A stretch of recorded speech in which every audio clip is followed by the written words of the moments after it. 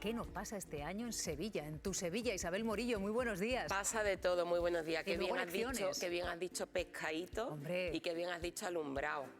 Te podemos hacer hija adoptiva de Sevilla. Me falta nada más ir a la Feria de Abril a disfrutarla. Hombre, tengo pues jaleo, pero si puedo me escapo. Estás invitadísima. Lo sé, muchísimas gracias. Hoy nos acompañan también Irene Lozano, muy buenos días. Pablo Simón, hola, bienvenido. Ana Samboal, muy buenos días. Pablo Iglesias, bienvenido también.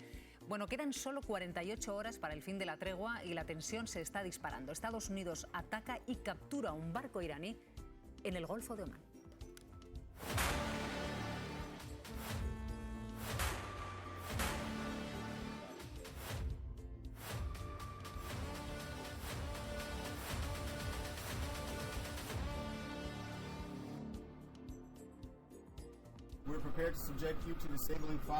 Son imágenes de un buque estadounidense interceptando y disparando contra un carguero iraní. Intentaba cruzar el todavía bloqueado estrecho de Hormuz. Tras 6 horas de persecución, los soldados acabaron abordándolo, una operación de la que se felicitaba Trump en este mensaje. Tenemos su custodia, asegura. El ejército iraní asegura haber respondido atacando con drones a buques estadounidenses. Precisamente el bloqueo de esta arteria por la que pasaba una quinta parte del petróleo mundial es uno de los escollos para que se celebre la segunda ronda de negociaciones con Irán, que por este motivo no acudirá, según medios estatales iraníes. El acuerdo final aún está lejos, es lo que dice uno de los negociadores de la República Islámica. Trump, por su parte, ha lanzado una nueva amenaza. Si no aceptan nuestra propuesta, destruiremos sus centrales eléctricas y sus puentes, volaremos Irán por los aires. Se acabó ser un señor agradable. Con este tono se pretenden reiniciar las conversaciones. Ambos países se acusan de violar mutuamente el alto el fuego, que vence en 48 horas. Vamos a conectar en directo con Teherán. Jaime León, muy buenos días. Buenos días, Silvia, ¿qué tal? ¿Cómo estás? Pues Jaime, antes de nada, ¿cómo han sido las últimas horas? ¿Cómo ha encajado Irán la captura y el abordaje de uno de sus barcos en el estrecho de Hormuz por parte de Estados Unidos? ¿Qué sabemos? Pues lo han tomado bastante mal porque le han avisado que van a responder. El ejército iraní atacó anoche con drones a buques estadounidenses, pues han avisado que habrá una respuesta mayor pronto, no han dicho cuándo, y han calificado este asalto y esta captura como una violación de la frágil tregua, un acto de piratería y de alguna manera está un poco rompiendo el diálogo, porque en Irán se espera un gesto de buena voluntad hacia el país para las próximas negociaciones. Hace unas horas, Ebrahim Raisi, presidente del Consejo de Seguridad Nacional del Parlamento, dijo que Irán espera un gesto positivo para ir a Islamabad y sentarse a hablar con Estados Unidos, y no está sucediendo, con lo cual, como digo, en Irán esperan algo y de momento todo está yendo mal. Claro, y es que además las negociaciones, como tú nos decías, es que penden de un hilo. De momento sabemos que Estados Unidos está dispuesto a enviar, de hecho ha enviado una delegación a Islamabad, pero Irán no se había pronunciado sobre si iba a enviar o no iba a enviar delegación. ¿Qué es lo que hará finalmente, si es que se ha aclarado a esta hora, Jaime? Pues no se ha aclarado, efectivamente no sabemos qué va a ocurrir. A lo largo del día de ayer todos los medios estatales, IRNA o la televisión estatal IRIB, insistían en que eran falsas las noticias de esa negociación, insistían en que no habían llegado a un acuerdo para volver a sentarse, decían que las demandas estadounidenses eran excesivas, contradictorias y apuntaban al cierre, a la continuación del bloqueo de los puertos iraníes por parte de Estados Unidos. Como recordaréis, el viernes el ministro de Exteriores Abbas Araghchi anunció que se reabría el Hormuz al tráfico internacional bajo las condiciones iraníes, y ellos esperaban que Trump de alguna manera reciprocase a esa medida y anunciase por su parte el levantamiento del bloqueo naval a sus puertos para así llevar de buena manera a unas conversaciones el martes. Pero Trump anunció que iba a mantener cerrado el estrecho para los buques iraníes, y de alguna manera lo que se ve en Irán es que Trump está reclamando que Irán le conceda la derrota, le conceda la victoria, y es algo que no parece que vaya a ocurrir. Irán sigue insistiendo en sus posturas, Irán se ve fuerte, Irán no considera que haya sido derrotado y no parece que vaya a ceder ante ninguna de estas circunstancias, con lo cual no sabemos si van a ir a Islamabad o no. Recordemos que la última negociación pasó algo parecido, hasta la última hora no se supo que si iban a negociar. ¿Y cómo lo lleva la población? Porque es que faltan tan solo 2 días de alto el fuego, de tregua, y de momento no se ve posibilidades de que se vayan a desarrollar esas conversaciones y de que si se desarrollan se vaya a ampliar la tregua. En fin, no se sabe nada. ¿Cómo lo están viviendo los iraníes? Pues con muchísima incertidumbre. Desde que se anunció la tregua, la parte de la población ha salido a las calles, gente que había salido de la capital o de sus ciudades habían vuelto. En mi barrio, por ejemplo, se nota que ha vuelto parte de la población. Hay un parque cercano, el Parque de Melá, que está lleno de gente, está lleno de familias por las tardes, con lo cual los iraníes se han acostumbrado un poco a esta paz después de 39 días seguidos de bombardeos, y esto se vio con mucha incertidumbre y con miedo a que vuelvan esos bombardeos, porque, como decía antes, los bombardeos durante semanas, los primeros días de la tregua hablábamos con gente que nos decía queremos dormir, queremos poder sacar a los niños de las casas, con lo cual hay mucho temor y mucha incertidumbre. Eso por parte de la población, digamos, más liberal. También hay una parte de la población que es la que va todas las noches a las plazas a apoyar a la República Islámica, que piden que el país continúe el conflicto y que piden que Irán continúe luchando para derrotar al enemigo, que son Israel y Estados Unidos. Cuídate mucho, Jaime. Hablamos mañana. Un saludo. Un abrazo, Jaime. Juanjo Álvarez, catedrático en Derecho Internacional. Muy buenos días, Egunon. Buenos días, Egunon. Juanjo, ¿cómo define el derecho internacional la captura y el abordaje de este buque iraní por parte de Estados Unidos? Bueno, fuera de un conflicto bélico, eso sería lo que se llama un casus belli, ¿no? Un caso que genera la posibilidad de una retorsión.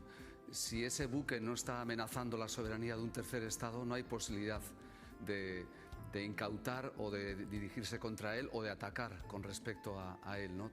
Todo lo que tiene que ver con el mar en este contexto y en este conflicto tiene que ver con estrategia de relato, ¿no? Y creo que es lo que plantea Trump con esta actuación. Está haciendo ver que él es el que bloquea el bloqueo y lo que menos le importa es realmente si esto es legal o no es legal. No tiene capacidad para hacerlo, pero es una deriva más de la línea de ilegalidad en la que se sigue este conflicto, ¿no? Juanjo, según el derecho internacional, ¿Irán podría responder en este caso con la misma moneda? Es lo que prevé. En el artículo 51 de la Carta te dice que si ha habido o ha existido contra tu territorio o contra alguna de tus propiedades o contra alguno de tus ámbitos de control territorial un ataque por parte de un tercer Estado, tú tienes legítima defensa. Esa legítima defensa ha de ser proporcionada. Yo creo que la deriva y el relato de mutua destrucción que se está imponiendo es lo que está llevando al caos. Me refiero a que, más allá de este grave incidente, la amenaza de destrucción de infraestructuras civiles por parte de Trump en sí mismo es un crimen de guerra. Porque si tú dices que vas a tratar de eliminar las 400 centrales eléctricas y desalinizadoras que tiene Irán, que no es fácil, tú estás diciendo que estás atacando un objetivo que no es militar. La reacción de legítima defensa puede ser la que plantea el régimen iraní, como tengo identificadas todas esa serie de instalaciones de los países del Golfo, que no son 400, son muchas menos y más vulnerables. ¿Es posible en legítima defensa? La respuesta es que no. Tú tienes que hacer una legítima defensa desproporcionada, pero también esto, Silvia, parece que es lo que menos importa ahora, ¿no? Y hay ese tipo de planteamiento de mutua destrucción masiva o de intento de amedrentar de alguna manera uno y otro contrincante. En ese nivel de caos estamos ahora, ¿no? Jesús Núñez, muy buenos días. Hola, buenos días, Silvia. Y ahora la máxima incertidumbre, cuando estamos con unas supuestas negociaciones en ciernes, porque Irán de momento no ha confirmado que vaya a enviar a su delegación, Estados Unidos sí. ¿Qué es lo que sucede? ¿La tregua va a aguantar solo 2 días más? Realmente la tregua no se ha cumplido al 100% en ningún momento, como tampoco ha ocurrido en el escenario del Líbano, donde Israel sigue manteniendo una actividad militar que, en el mejor de los casos, cabría calificar como una pausa, pero no como el fin de las hostilidades. Luego, desde ese punto de vista, depende de la voluntad política, porque ahora mismo tenemos señales que pueden indicar en 2 direcciones muy distintas. Por un lado, cabría interpretar todo lo que ha ocurrido, incluyendo este ataque por parte de Estados Unidos a un buque de bandera iraní, como un intento de presionar para ir a la mesa de negociaciones, y que por lo tanto a partir del día 22, el miércoles de esta semana, cuando se termina ese plazo de 10 días de alto el fuego, se vuelva a una dinámica de negociación, volvamos al protagonismo de la diplomacia, buscando algún tipo de acuerdo sobre temas que a día de hoy están todos ellos sin resolver, o que esa misma acción pueda provocar una escalada militar que lleve finalmente a la materialización de las amenazas que Donald Trump ha puesto ya sobre la mesa en reiteradas ocasiones.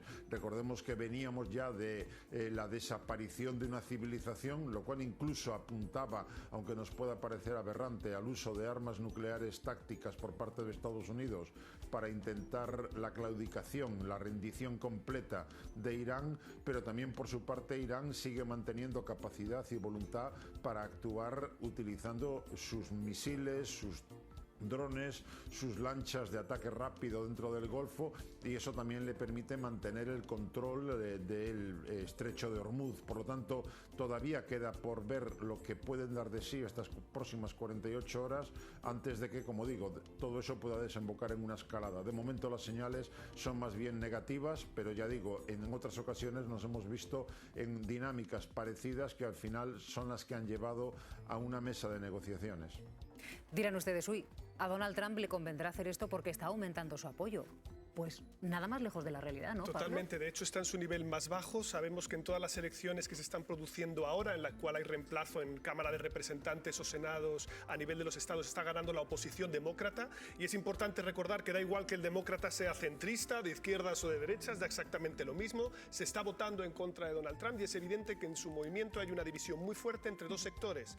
El sector tradicional aislacionista, que es parte de las promesas electorales con las que se presentó Trump. Vamos a separarnos totalmente de nuestro papel como hegemón a nivel global y no vamos a intervenir en más guerras largas. Y del otro lado, el sector más neoconservador, partidario de establecer un área de seguridad y de intervención directa. El problema es que ahora mismo Donald Trump, que le encantaría haber tenido un éxito rápido, está atrapado, le gustaría salir del teatro de operaciones lo antes posible, pero eso no concuerda con el tipo de acciones que está teniendo, porque al mismo tiempo está incrementando la presencia militar en esa zona y además tiene la pulsión de dos socios que tiran en favor de la intervención. El propio Israel, el cual sigue teniendo su propia lógica e, insisto, un umbral de tolerancia a esta agresión militar mucho más alto que el que tiene Estados Unidos. A Israel no le importa continuar, por ejemplo, con las intervenciones en Líbano, y explica por qué Trump manda estos mensajes furiosos de deteneos inmediatamente porque me vais a torpedear la propia tregua. Y luego los socios del Golfo, para los cuales se acaba de generar una situación totalmente nueva, que es de inestabilidad.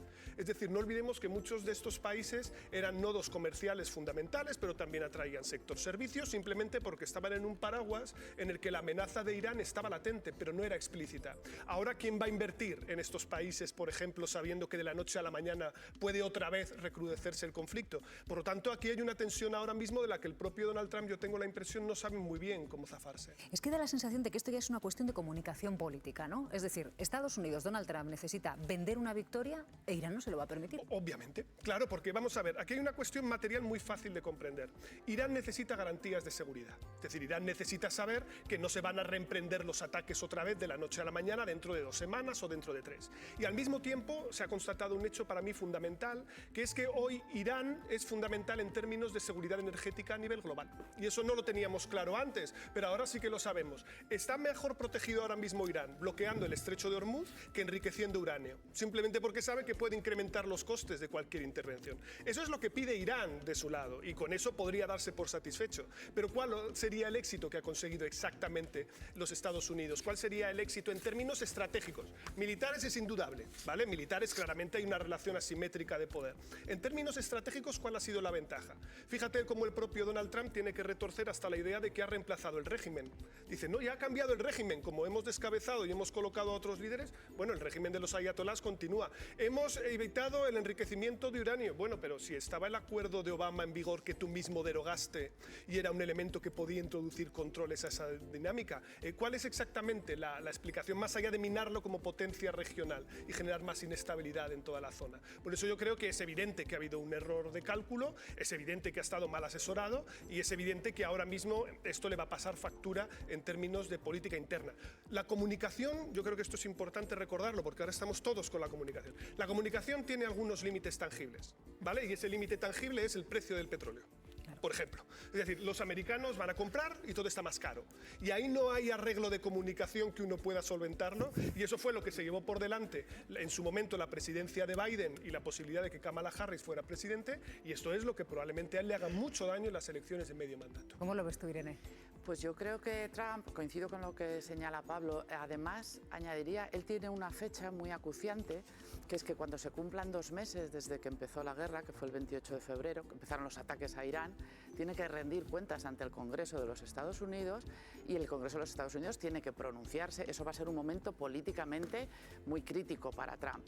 Yo creo que él, con este alto el fuego, que acaba en 48 horas, estaba tratando de obtener algo que pudiera calificar de victoria previo a esa fecha, para poder salir, digamos, que ahora mismo es el que más interés tiene en salir de las 3 partes, Israel, Irán, Estados Unidos, él es el que lo necesita con bastante urgencia.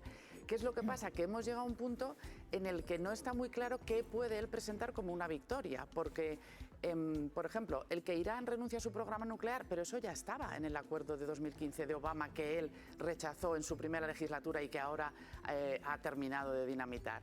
El control del programa de misiles balísticos, no parece que Irán vaya a renunciar a eso.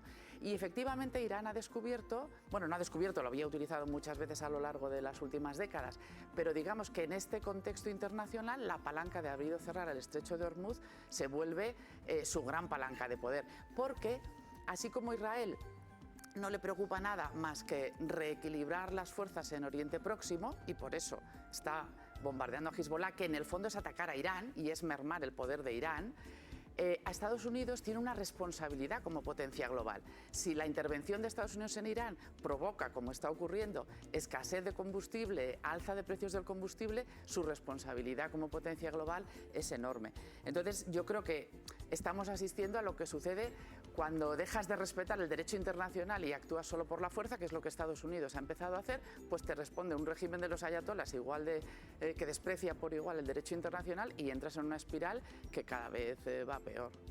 Que Irán tenía una situación de poder estratégico clave, lo sabían todos los expertos, todos los analistas, los investigadores, los espías, etcétera, lo sabían los reyes y los poderosos de los países, ¿no? El único que no lo sabía es Trump y ahora lo sabe todo el mundo, el planeta al completo, precisamente porque el propio Trump, con este error de cálculo, como decía Pablo, con este error estratégico, se ha encargado de poner de manifiesto que Irán tiene la capacidad de cerrar el estrecho de Hormuz y aunque tenga una capacidad militar inferior a Estados Unidos y otras muchas cosas inferiores a Estados Unidos, geoestratégicamente ha demostrado que tiene la misma capacidad, le puede hablar a Donald Trump de tú a tú. De ahí que todo lo que estamos viviendo es esperpéntico, lo que hemos vivido esta noche también. Ese ataque a uno de los buques porque Irán o un barco de Irán se salta el bloqueo que ha establecido Donald Trump. Es decir, él inicia una guerra, entonces Irán bloquea y él dice, pues yo bloqueo también. Y entonces, como Irán sí que permite circular a sus buques, entonces se enfada Donald Trump y asalta directamente uno de los buques porque Irán se está saltando el bloqueo no de Irán, sino del propio Donald Trump.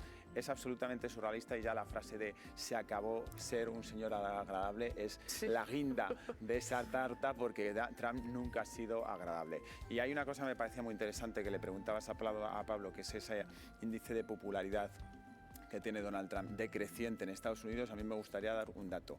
Cuando acababa de empezar este conflicto, a principios de abril, Donald Trump estaba 7 puntos por debajo de popularidad de lo que estaba en el mismo momento de la primera legislatura de Donald Trump. Estamos llegando a la mitad del mandato. Normalmente en la primera mitad del mandato es donde todos los presidentes evidentemente están en la cresta de la ola y van subiendo. Trump no tenía una gran popularidad en su primer mandato, pues ahora está 7 puntos por debajo de aquel primer mandato. Lo único que le salva a Donald Trump y que hace que el Partido Republicano esté ligeramente por encima del Partido Demócrata es que los propios estadounidenses ven que son incapaces los demócratas de presentar una alternativa a Trump. En el momento en que eso se le dé la vuelta o consigan hacer una oposición de verdad a Donald Trump, la situación política en Estados Unidos puede cambiar por completo. Jesús, ¿cómo es posible que pase lo que pase nos vaya a salir más caro? Porque claro, ahora Irán ha descubierto que puede echar el cierre al estrecho de Hormuz o al menos cobrar peaje. Y es que es más, dice... La seguridad de Hormuz, ha dicho esta madrugada el vicepresidente primero de Irán, no es gratis y de hecho aboga por empezar a hablar de un mercado petrolero libre o con costes para todos. Efectivamente, todo eso se lo ha puesto en bandeja el propio Donald Trump con su fracaso en esta guerra en la que no estaban en juego ninguno de los intereses vitales de Estados Unidos y que por lo tanto le ha llevado a una situación que ahora mismo le permite a Irán, siendo mucho más débil, mantener una capacidad de negociación que antes no tenía. Recordemos quizá un par de cosas. Lo digo porque se está dando muchas vueltas al tema. Estados Unidos le exige a Irán que elimine la posibilidad de enriquecer uranio. Irán, como país firmante del Tratado de No Proliferación Nuclear, puede enriquecer uranio, igual que lo puede hacer, por ejemplo, España, que es un firmante de ese mismo acuerdo y que solamente en el caso de España ha renunciado a hacerlo y se lo compramos el combustible enriquecido a Francia fundamentalmente, pero Irán está haciendo algo que le permite el derecho internacional y el Tratado de No Proliferación. Del mismo modo, cuando Irán desarrolla un programa de misiles balísticos, que Estados Unidos le pide también que elimine, no está haciendo nada que viole el derecho internacional. Todo país puede tener capacidad misilística de defensa antiaérea y de defensa de la integridad territorial de su propio país. Por otro lado, las dos bazas fundamentales que ya habéis señalado que tiene ahora mismo Irán son, por un lado, el programa nuclear, controvertido programa nuclear, con una posición que dice que nunca ha buscado hacerse con armas nucleares, pero que en cualquier caso genera muchas sospechas. Pues bien, ya teníamos neutralizada esa amenaza con el acuerdo que habéis mencionado del año 2015, que es el propio Donald Trump el que en mayo del año 2018 anula y que por lo tanto deja a Irán con mayor margen de maniobra para seguir enriqueciendo ese uranio, y ahora tiene alrededor de unos 400 kilos de uranio enriquecido más allá del 60%, lo cual le acerca al umbral que le permite contar con material para fabricar una bomba nuclear. Y encima, con los errores estratégicos también de Donald Trump, ahora mismo Irán tiene la capacidad para controlar el tráfico marítimo dentro del estrecho de Hormuz, lo cual tiene impacto a escala planetaria en términos geoeconómicos. Todo eso se lo ha facilitado, por lo tanto, un Estados Unidos equivocándose encima de los errores que ya había cometido. Desde ese punto de vista, no puede extrañar que Irán ahora mismo no esté dispuesto en ningún caso a soltar esas bazas de negociación. Sabe que para llegar a Islamabad con alguna posibilidad de salir más o menos airoso, tiene que mantener ese bloqueo del estrecho de Hormuz y tiene que mantener al menos la posibilidad teórica de seguir adelante con ese programa nuclear. Luego, desde ese punto de vista, Donald Trump se ha metido en un pozo del que no sabe cómo salir. Hablabais de eso, de su necesidad desesperada de recuperar popularidad, y sabe que esto le está dañando de forma muy clara, pero no ve tampoco la manera de hacerlo, porque por las malas, es decir, escalada militar, ya está claro que no va a conseguir ninguno de esos objetivos, y por las buenas va a tener que ceder a Irán cosas que hasta ahora ha dicho que iba a impedirle, que iba a prohibirle. Por lo tanto, en ningún escenario Estados Unidos va a conseguir nada que se parezca a una victoria. Bueno, y en medio de todo esto, sepan ustedes que el gobierno español va a llevar mañana mismo a la Unión Europea la propuesta de que Bruselas rompa su acuerdo de asociación con Israel. Pablo. Sí, el presidente del gobierno enmarca esta iniciativa en la defensa de los valores europeos y del derecho internacional. Pedro Sánchez. Lo vamos a hacer. Somos un pueblo amigo del pueblo de Israel, pero no estamos de acuerdo con las acciones que está llevando a cabo su gobierno. Y aquel gobierno que viola el derecho internacional y por tanto viola los principios y valores de la Unión Europea no puede ser socio de la Unión Europea. España suma a Eslovenia e Irlanda para que Europa repruebe a Israel. Por responsabilidad moral, Israel está incumpliendo, aseguran, con los derechos humanos y hay que pararles los pies, dice Sánchez. A los que iniciaron esta guerra, que paren esta guerra y que paren los pies a Netanyahu. Israel acusa a Sánchez de hipócrita y de tener doble rasero por relacionarse con regímenes totalitarios. Pero la ruptura diplomática entre ambos gobiernos viene desde hace tiempo. España ha denunciado públicamente el genocidio de Netanyahu en Gaza. En una nueva oleada de ocupaciones ilegales, en un ataque injustificable contra la población civil palestina. Y los de Netanyahu acusan a dos ministras españolas, Yolanda Díaz y Sira Rego, de antisemitas. Prohibiendo su entrada en Israel. Entonces llegó la guerra de Estados Unidos e Israel en Irán. No a la guerra. En Semana Santa, Sánchez señaló directamente a Netanyahu cuando su gobierno impidió la celebración del Domingo de Ramos en el Santo Sepulcro. Días después, un soldado español fue detenido durante 1 hora por el ejército israelí en el sur de Líbano. Y hace semana y media, Sánchez ya pidió a Europa romper el acuerdo de asociación con Israel. Porque es evidente que está atropellando y violando muchos de los artículos de ese acuerdo de asociación, sobre todo aquellos vinculados con el respeto al derecho internacional y al derecho humanitario. Esta vez fue el mismo Netanyahu quien le contestó. España ha difamado a los héroes de Israel, dijo, y amenazó con pagar un precio por la guerra diplomática. Aquí, Juanjo, las normas son las que son, ¿no? Se necesita la unanimidad de la Unión Europea y no hay otra forma posible de que este acuerdo Bruselas-Israel pueda quedar anulado de otra manera. No, es así porque al no tener europeo la Unión Europea y a Israel, para eso hace falta unanimidad. Para poder dejar en suspenso parte del mismo, efectivamente bastaría una mayoría cualificada. Y esa mayoría cualificada sería 15 de 27 estados que representemos el 65% de la población. Esa segunda parte es más factible y es la que mañana creo van a poder estudiar los ministros de Asuntos Exteriores. Pero esa retorsión que implica diplomáticamente no significa ser antisemita o anti-Israel.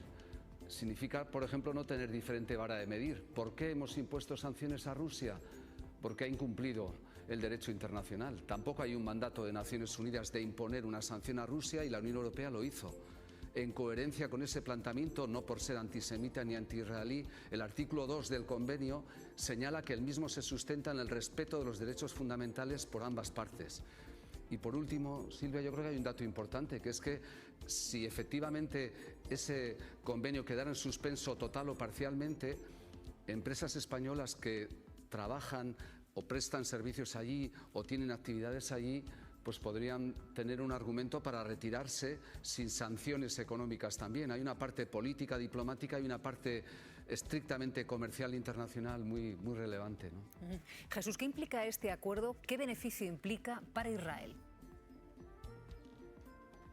Bueno, de esta manera Israel se convierte en un socio preferente del mercado comunitario y puede introducir sus bienes, cosa que lleva haciendo desde hace mucho tiempo en unas condiciones muy ventajosas con respecto a otros competidores. Llegamos hasta el punto de que desgraciadamente es sobradamente conocido que lo hace también con los productos fabricados dentro de los asentamientos, lo cual es ilegal, pero, insisto, se viene haciendo en la práctica. Además de eso, Israel participa en muchos programas regionales con financiación de la Unión Europea, incluyendo en el ámbito científico y tecnológico, lo cual le da también la posibilidad de poder mejorar siempre sus capacidades en ese terreno y ser un competidor del que muchos países de la Unión Europea reciben ayuda también, no solamente en el campo de la defensa, sino en el de la tecnología avanzada. La Unión Europea es el principal socio comercial de Israel, tanto en compras como en ventas, por encima de Estados Unidos. Por lo tanto, de este modo, evidentemente afectaría de forma clara a las posiciones que actualmente tiene Israel, pero se trata de ver si hay voluntad política o no. Hace mucho tiempo que la Unión Europea ya comprobó por sí misma que Israel estaba llevando a cabo atentados sistemáticos contra los derechos humanos de los palestinos y sin embargo no ha tomado ninguna decisión. Desgraciadamente creo que en este caso la propuesta española va a ser muy difícil que salga adelante porque todavía hay algunos miembros de la Unión que no se atreven a plantear ninguna posición que pueda ser acusada de antisemitismo. Un antisemitismo que no existe. Recordemos que tan semita es el palestino como el judío israelí. Por lo tanto, antisemitismo no es un concepto que deberíamos usar, sino en todo caso antijudaísmo. Y lo que se puede ser en cualquier caso es antisionista, que es una opción política como cualquier otra.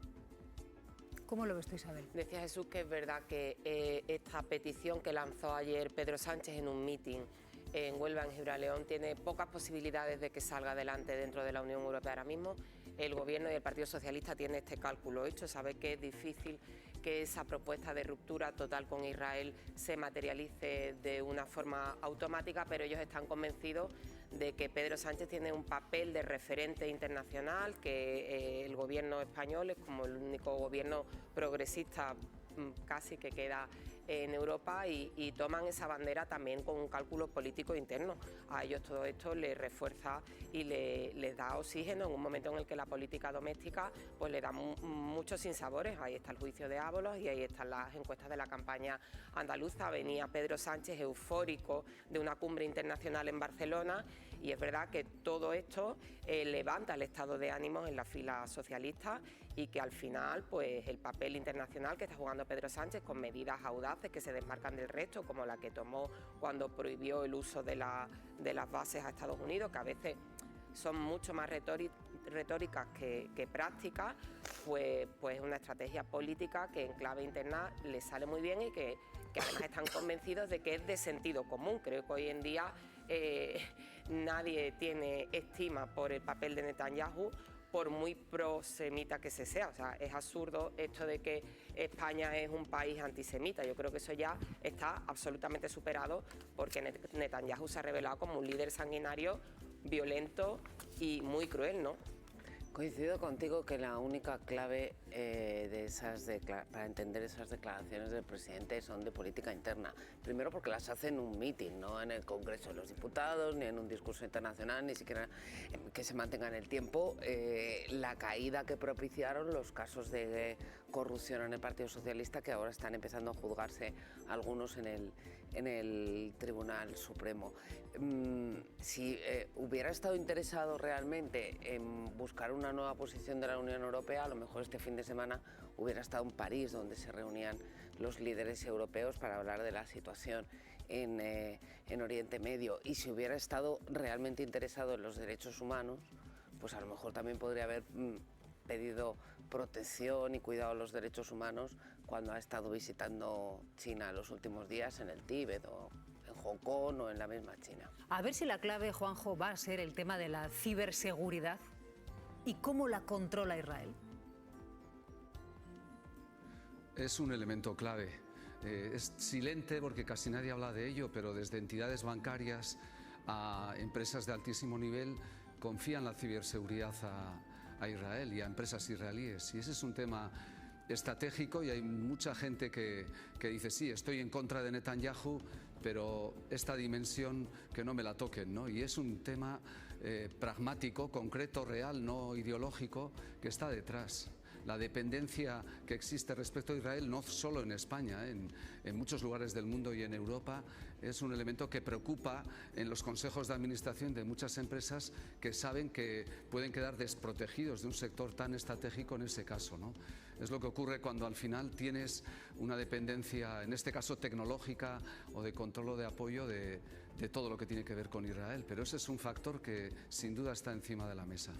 Vamos con otra de las noticias del día. La Comunidad de Madrid y el Ayuntamiento de Madrid han rendido homenaje este fin de semana a Corina Machado, Premio Nobel de la Paz. Reconocimiento también con polémica por esos gritos racistas que se han escuchado en la Puerta del Sol contra la presidenta de Venezuela. Puerta del Sol, baño de masas. María Corina Machado era recibida por miles de venezolanos. Ha transmitido esa esperanza, nos ha transmitido esa fuerza. El inicio del final. Una Puerta del Sol donde no cabía un alfiler. ¡Jamás volverá a poner su pie una tiranía! Dentro, María Corina Machado recibía la medalla de oro de la Comunidad de Madrid después de recibir las llaves de la ciudad por parte del alcalde. También reuniones con Feijóo y Abascal. Y un mensaje a quienes la critican. Enfrentamos una fase decisiva. Pretenden hacerle creer al mundo que Venezuela no está lista para ratificar un mandato soberano. Durante los actos de apoyo, figuras conocidas como el cantante Carlos Baute, que además de cantar, profirió estos insultos. Clara alusión a Delcy Rodríguez. La Embajada de Venezuela en España los ha condenado a través de este comunicado. Aseguran que esos insultos representan una agresión directa a la esencia misma del venezolano. Los rechaza también María Corina Machado. Jamás escuchará de mi boca una palabra o una expresión que juzgue o descalifique a una persona por su religión, por su género o por su raza. La Nobel de la Paz asegura que las elecciones se deben celebrar cuanto antes, aunque no aclara cuándo volverá a su país. Vaya estampa la que nos deja la Puerta del Sol, Irene. Bueno, muy lamentable, la verdad, el incidente racista, y yo creo que María Corina Machado, claro, no le estaban preguntando si ella lo iba a pronunciar con su boca, sino qué opinaba de que lo hubiera pronunciado los manifestantes que estaban apoyándola. Yo creo que tenía que haber sido más explícita. Yo aquí separaría dos cosas. Una, la situación que tiene la propia María Corina Machado, y otra, lo que ha hecho el PP. María Corina Machado, cuando ella fue a regalarle su premio Nobel, es decir, que la ha descartado, digamos, ella sigue atacando al régimen de Venezuela como si no fuera un régimen que en estos momentos está soportado y apoyado desde Estados Unidos, los mismos Estados Unidos en los que ella confía para que la ayuden a ser presidenta de Venezuela. Entonces yo creo que de esa situación política que es bastante insostenible, pues está haciendo movimientos que a mi juicio demuestran poca inteligencia estratégica, porque venir a un país como España y negarte a reunirte con el presidente del gobierno que te lo ha pedido, cuando vienes de reunirte con Macron, con Meloni, y sugerir que es que los otros son demócratas, es decir, repartir carnés de democracia cuando tú lo que necesitas es el máximo apoyo y lo más transversal posible para una causa democrática en la que ella tiene una trayectoria de años defendiéndola, que creo que ahora, bueno, pues está quedando un poco ensombrecida por esa situación tan difícil, y le hace un desplante al presidente del gobierno de tu país.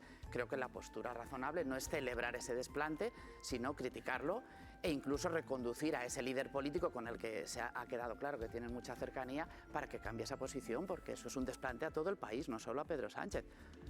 Yo entiendo que pueda parecer un desplante que María Corina Machado no se quiera reunir con el gobierno, pero lo ha explicado ella y lo ha explicado claramente y, vamos, sin alzar la voz ni hacer nada raro.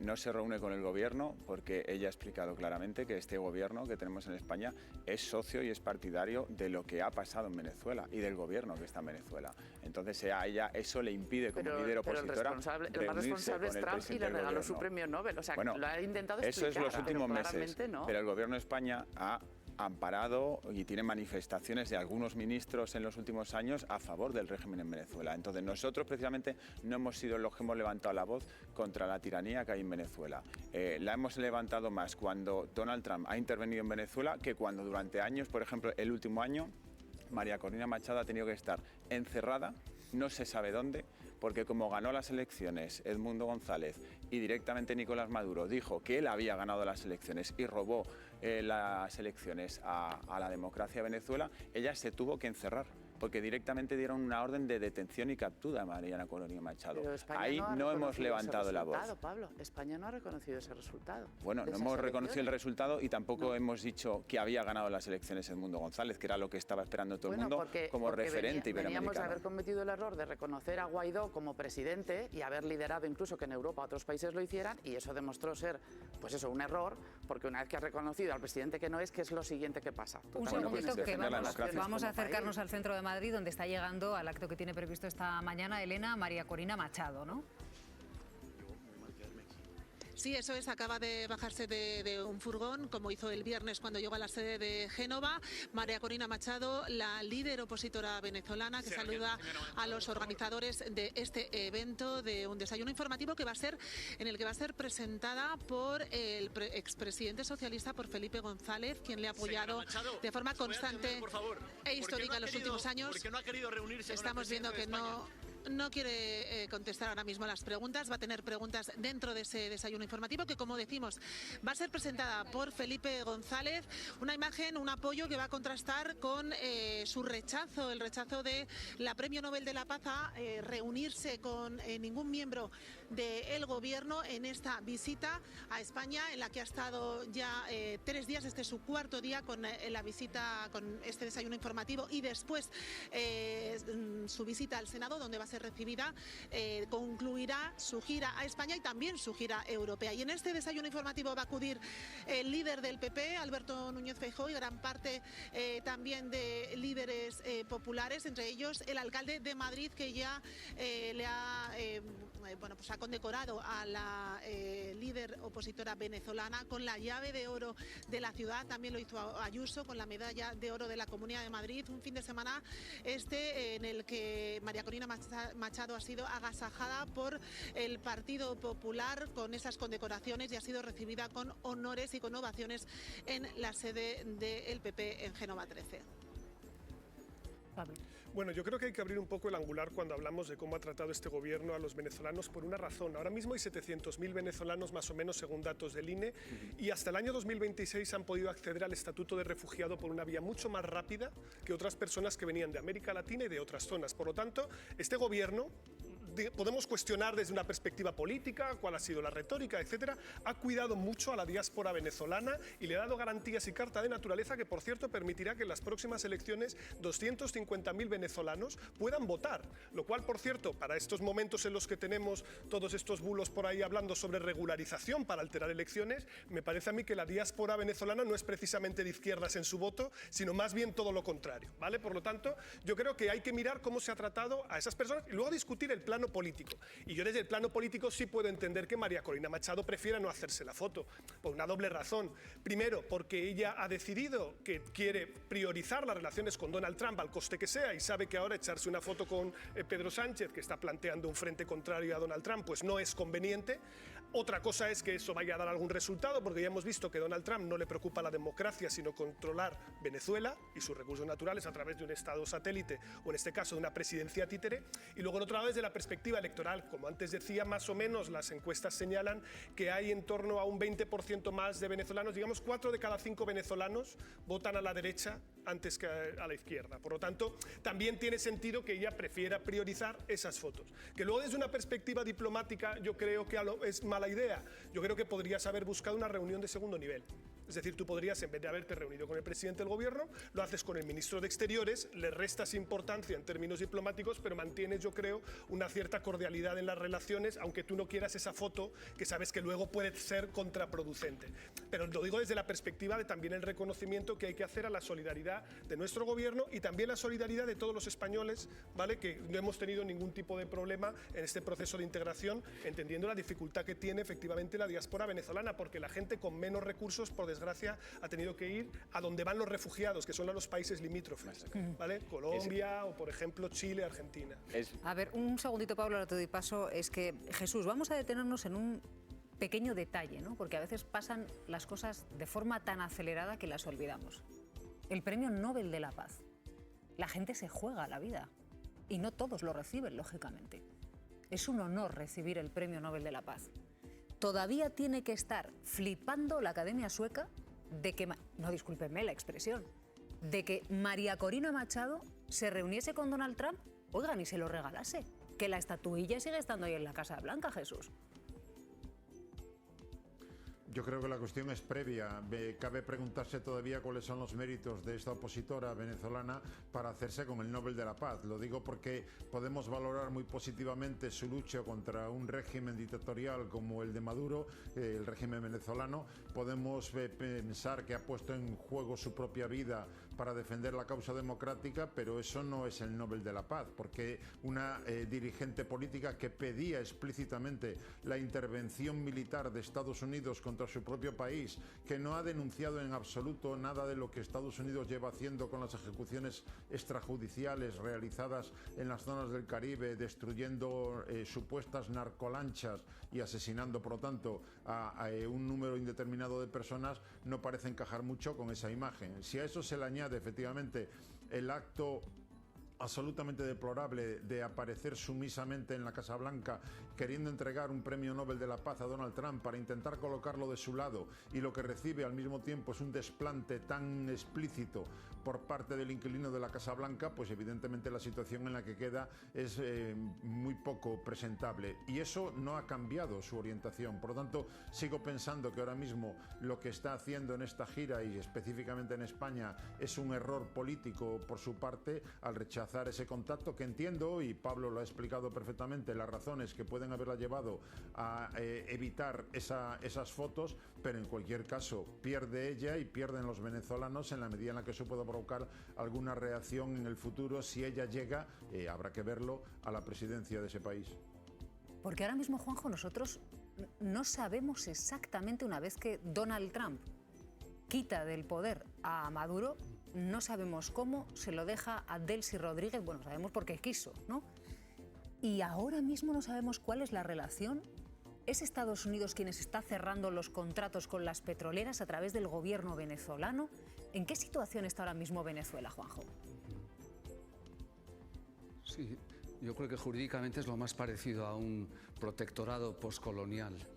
Con todo el respeto a la soberanía venezolana, las relaciones comerciales exteriores las controla Estados Unidos. Es quien está negociando muy cerca en el Banco Mundial en Washington la vuelta a firmar los acuerdos recíprocos de inversión, y aunque quien firma y deposita como legitimidad democrática es Delcy Rodríguez, es Estados Unidos, quien a su vez está garantizándose un importante beneficio derivado de los beneficios que las petroleras van a poder obtener volviendo a trabajar allá. Por tanto, la realidad es que nominal o formalmente la soberanía sigue en clave estrictamente venezolana, pero la capacidad de decidir con quién se negocia y cómo se llevan adelante esos contratos renovados forma parte de la administración americana. Esa es la triste realidad en esta situación transitoria, que tendrá que acabar tarde o temprano en unas elecciones que superen las del 24, que no tuvieron legitimidad democrática. Las actas no se entregaron todavía, pero creo que eso es lo último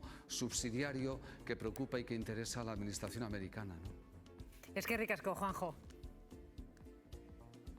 Gracias. Muchas gracias. Bueno, y Soriona, ¿qué? Ese que eres de la Real Sociedad. Que no quede sin decir. Gracias. Hasta luego. Acaba de pronunciarse el ministro de Asuntos Exteriores precisamente sobre estos encuentros que ha tenido este fin de semana María Corina Machado con Feijóo y con Abascal. Y ha dicho esto en Radio Nacional de España.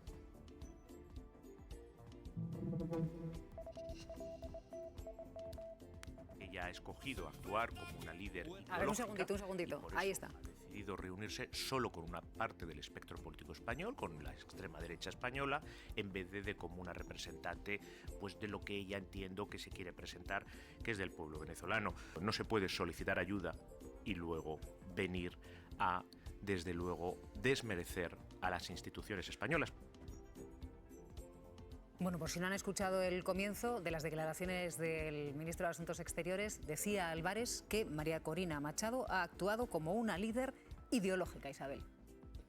Lo ha hecho, ¿no? Yo creo que en España viven ahora mismo 690.000 venezolanos. Yo creo que eso es un hecho más que de peso para que la señora María Corina Machado se hubiera sentado con algún representante del gobierno español. Me consta que desde el gobierno español se le ha ofrecido un encuentro con el presidente y también un encuentro con el ministro de Asuntos Exteriores para que pudiera estar más cómoda. Ese acercamiento, esa oferta nos trasladan que se ha hecho y que ha estado sobre la mesa, y ella ha rechazado ningún tipo de interlocución, ¿no?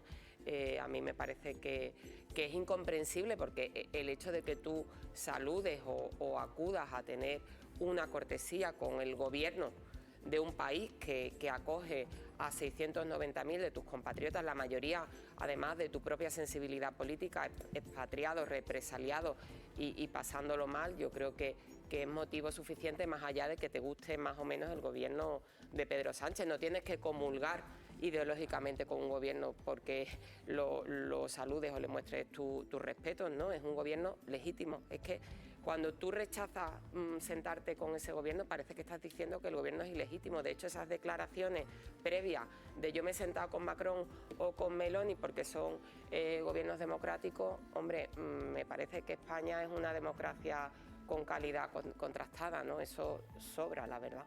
Ahora mismo yo creo que María Corina no es la presidenta de Venezuela y precisamente por eso puede permitirse la licencia de reunirse o no con un presidente de gobierno cuando visita un país. Y yo creo que todos los actos que ella va haciendo y apariciones públicas se enmarcan dentro de la estrategia de facilitar que en el futuro pueda haber unas elecciones libres.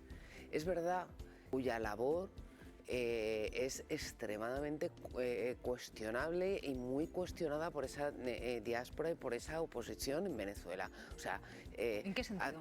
Pues cuando hubo unas negociaciones entre el gobierno de Maduro y la oposición en las elecciones previas a 2024, los que representaban a la oposición se sintieron engañados en un momento dado y abandonaron esas negociaciones que se estaban haciendo en Miami y culparon a Zapatero. Pero dijeron que estaba jugando de parte y posteriormente... ¿En concreto qué se le achaca a la gestión de Zapatero? Bueno, para que nuestros espectadores sepan, más allá de la sensación que tenga la oposición? Oiga, usted hizo mal esto y esto. No, ellos le achacan que llegó allí como un mediador imparcial y jugó de parte del gobierno de Maduro. Eso es lo que dice la oposición, muchos de los cuales viven aquí. Y la oposición también, en este caso después del 2024, recela de la salida con aquella firma rara en la embajada española de Edmundo González. Que Buscando María cosas Corina distintas. Machado, no ¿Estás sé si diciendo eres- que Zapatero no tiene ninguna relación con Pedro Sánchez? Que María- Si me dice Felipe González, que igual María sí. Corina Machado Por eso no se se reúnen, quiera sentar claro. con Zapatero, pues que no se siente. Pero cuando se le invita a reunirse con el presidente del gobierno, Pedro Sánchez, se está reuniendo con el presidente del gobierno de un país. Y entonces, esta visión de que solo me siento con los que ya están convencidos, yo no hablo... Yo de no creo que sea una yo cuestión no hablo- partidista. Perdóname un segundo que te he escuchado. No, ahora. no. Yo no hablo del daño que ella le puede haber hecho a la imagen de Pedro Sánchez, yo hablo del daño que políticamente le ha hecho a su propia causa. Porque si tú estás luchando por la causa de la democracia en Venezuela, te tienes que reunir con los que tienes absolutamente a favor, medio a favor e incluso con los que tienes no tan a favor. Pero sobre todo si tú quieres mantener un perfil transversal de demócrata, te tienes que reunir con gente de... No puede, Incluso con los que reciben a Delcy en el aeropuerto por la noche. Pero si se ha reunido con Trump y le ha regalado el premio Nobel pero y que ha se ha hecho a reunido Delcy con Rodríguez Vox, Ana, presidenta pero que de se ha Estados reunido con Unidos. Vox. O sea, ¿qué me estás queriendo decir? Pues estoy queriendo decir, No, te quiero decir- que Vox no ha ido a sacar a que- Edmundo González con firmas en la embajada Ana, española. pero- Ha ido pero que Zapatero España le ha bajo dado el la- mandato pero de que le ha Pedro dado- Sánchez en la pero que embajada hemos de sacado a España en Leopoldo Caracas. López a través de la embajada española, hemos proclamado a Juan Guaidó presidente cuando Sí, no lo No era hemos ido de allá a facto. garantizar la Es decir, democracia, hemos ido a que- quitarle a Maduro del pero- medio pero- al señor que ganó las elecciones. pero yo te digo A ver, más. Irene y luego Isabel. Pero yo te digo más, es que aunque tú estés en desacuerdo con algunas cosas que haya hecho el gobierno de España, Depende te de las tienes que cosas. sentar. Es que esta mentalidad Depende es de muy las de la derecha española, que yo no sé quién la está hablando al oído a María Corina, pero es que tú te tienes que sentar con aquellos con los que estás en desacuerdo fundamentalmente para atraerlos a tu causa. Es que esto es norma número 1 de la diplomacia. O sea, Yo además que no entiendo la contradicción de que tú te sientes con Trump y le regales tu premio Nobel de la Paz a un señor que ha hecho a Delcy Rodríguez presidenta de Venezuela por la cara, porque llegó allí y dio un golpe militar y la hizo presidenta, y tienes ese gesto de cortesía con Trump. Y según tu versión no se reúne con Pedro Sánchez porque el anterior presidente del gobierno es afín a Delcy Rodríguez y a su hermano. Pues no lo entiendo. Bueno, No, el anterior presidente del gobierno es que no es lo mismo. Es que este gobierno no felicitó a María Corina Machado cuando se le dio el premio Nobel. Entre Es que otras el presidente del gobierno se le preguntó en una rueda de prensa y su respuesta fue: es que yo no comento premios Nobel. Y no era cuestión de felicitar un premio Pues Nobel. mira, Estamos hablando de Estaban, una mujer posiblemente estaba en que es contra del una premio heroína. Nobel, no la felicitó y ha llegado aquí y cortésmente se le ha puesto alfombra roja para que decida con quién No, se quiere alfombra reunir. roja no, Porque se hay le ha una cosa ofrecido que es una foto en la Moncloa relaciones y punto. diplomáticas, política institucional, cortesía. Lo que necesita María Corina Machado es defender la victoria de la democracia en Venezuela. No lo hizo el gobierno de España y yo como español lo lamento muchísimo, porque creo que todos vimos lo que pasó en pero que Venezuela España no y se reconoció robó. el resultado de esas elecciones. No lo reconoció, pero no defendió el resultado tampoco. ¿Dónde están las actas? No hemos defendido ese resultado. Se pusieron ¿Pero en qué cuestión las resultado? actas. Pero lo que España ha defendido Hay es que el actas resultado hasta el oficial no es el 80%. real. Y no ha reconocido el resultado que Maduro dijo que había tenido lugar, que es que él había ganado. No reconocimos el Eso es lo resultado de mismo que ha hecho Maduro, la Unión pero Europea. no Pero le defendimos, echamos una no mano defendimos sacando el el que ganó, resultado ¿no? de Edmundo González. Esa es la cuestión. Pero Insisto, digo, si no María sabemos Corina Machado ha estado cuántos- encerrada pero si un no sabemos año, cuántos- una cuántos mujer votos defendiendo hay, la democracia y no la A ver, un defendemos. segundo, si no sabemos cuántos votos hay, Claro. ¿cómo podemos decir ha ganado este o ha ganado el otro? La oposición mostró y recabó las actas, y ahí está la sorpresa de la dictadura, recabó las actas minuto a minuto según iban saliendo las actas de las mesas, las iba publicando a través de las redes sociales. Y cuando el régimen se dio cuenta, aquel 29 de julio de 2024, de que había perdido las elecciones y que tenían el resultado en contra, mientras en las pantallas oficiales decían que habían ganado, lo que hicieron fue mandar a la policía de Maduro a recoger todas las urnas y llevárselas corriendo, a quitar las actas a quienes las guardaban. Pero Pedro Sánchez Todo tiene la eso- culpa de eso entonces, ¿no, Pablo? No, A ver, lo que digo, dejadme que dé paso a eso Jesús no, de también. Nicolás Maduro no, entiendo. de no Dejadme- haber defendido el resultado que había visto. Hay una comisión independiente de Estados Unidos que dijo que había ganado Edmundo González y nosotros no lo reconocimos. Y nosotros Dejadme que somos dé paso- quienes más deberíamos Dejadme reconocerlo. que dé paso a Jesús Núñez, que se tiene que marchar. ¿Cómo lo ves tú, Jesús? sigo entendiendo que esto es un error político por parte de una figura de la oposición venezolana, en la medida en la que España, si miramos a los datos, y lo habéis mencionado ya, ha dado acogida a buena parte de la diáspora venezolana tratando de rehacer su vida fuera de su propio país. Por otro lado, ha defendido claramente a Edmundo González en su momento, dando la acogida de manera muy evidente. Ha servido también como un factor fundamental a través de Rodríguez Zapatero para liberar a prisioneros de ese mismo régimen dictatorial venezolano. Luego, esos son elementos fundamentales que hay que tener en cuenta, más allá de antipatías o de simpatías personales. Y desde ese punto de vista, ella sabrá, Corina Machado sabrá, si ponerse en una clave, un perfil estrictamente ideológico, le beneficia o no, no solamente a ella personalmente, sino a los venezolanos en su conjunto. Creo que España es un actor fundamental en cualquier búsqueda de soluciones para la situación que sigue viviendo, aspirando a que esas elecciones no se retrasen en el tiempo de manera indefinida, y por lo tanto debería haberle interesado tener ese contacto que se le estaba ofreciendo por parte de España y de otros dirigentes que en ese momento habían sido convocados por el presidente del gobierno español en Barcelona. Gracias, Jesús. Buen día. Igualmente, buenos días. Hasta luego. Hay noticias de última hora porque Alberto Núñez Feijóo ha opinado sobre por qué María Corina Machado no se ha reunido con Pedro Sánchez. Dice el líder del Partido Popular que esa reunión, Elena, no habría tenido ningún sentido. Sí, han sido declaraciones de Feijóo a su llegada a este desayuno informativo en el que el expresidente Felipe González presenta a María Corina Machado. Ha dicho Feijóo, respaldando la decisión de María Corina Machado de no reunirse con Pedro Sánchez, que está siendo coherente la líder opositora venezolana, que no tendría ningún sentido reunirse con el presidente del gobierno, de un gobierno que dice compadrea con Maduro y que ha pedido que se levanten las sanciones del gobierno de Delcy Rodríguez de la Unión Europea.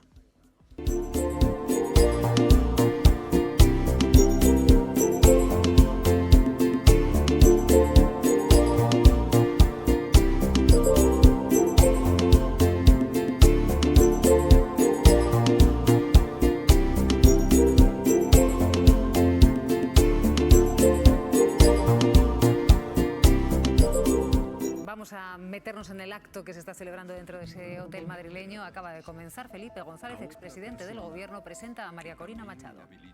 Y también llamada María Corina. Y después a otra tercera persona, o a otra segunda persona, a la que saludo desde aquí, Edmundo González, que conozco...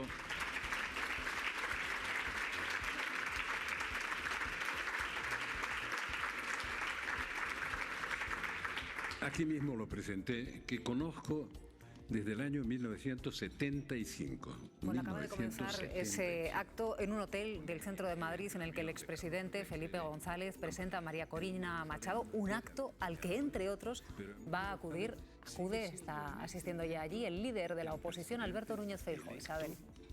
Me atrevo a aventurar que no va a haber ninguna palabra de reproche o de censura a María Corina Machado por parte del expresidente socialista por el hecho de que no se haya reunido con Pedro Sánchez. O sea, quien diga que muestra el hecho de que Felipe González está ahí, de que no hay sectarismo o no hay una posición extremadamente ideológica en el planteamiento de la visita de María Corina Machado, no falta la verdad, porque es que ahora mismo Felipe González posiblemente piensa exactamente igual que el señor Núñez Feijóo, que sí está ahí sentado, ¿no? Y eso es así. Dicho todo esto, pero son del mismo partido político, ¿no? Son del mismo partido político, no, sí. Son del mismo partido político, digo. ¿Quién? Felipe González y Pedro Sánchez, Feijóo, ¿no? Que yo sepa son los dos del Partido Socialista, ¿no? Feijóo y Felipe González. Bueno, digo, no, pero Felipe González sigue perteneciendo al Partido Socialista. Por supuesto, pero tienen un posicionamiento...